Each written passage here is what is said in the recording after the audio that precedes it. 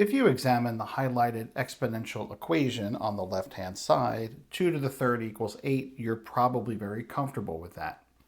What many people are not comfortable with is the idea of a logarithm. The logarithm on the right is actually presenting the same information as the equation on the left. The difference is the answer to a logarithm is an exponent. So whenever you see a logarithm, I want you to get into the mindset that you're looking for an exponent. What exponent brings the base to the number on the other side of the equation? So if you look at number 2 here, what exponent brings 5 to 25? That's 2. How would we write that as a log?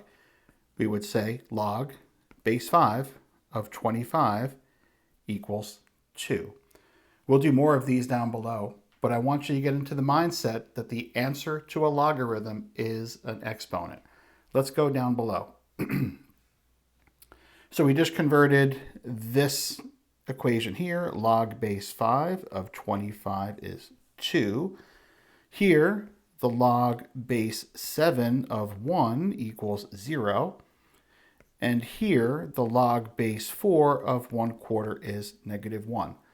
Notice again, the answer to every problem is just the exponent, like so. So if we look at some problems where you actually have to solve some of the logs, we're asking what exponent brings 7 to 49? And that's 2. What exponent brings 3 to 1/3? That's -1. What exponent brings 36 to 6? Well, remember, 6 is the square root of 36, so x must be the 1/2 power. Where are we going with this? Well, later on in the course, or any Algebra 2 course, you'll be looking at equations where you have an exponential that can't be immediately evaluated mentally.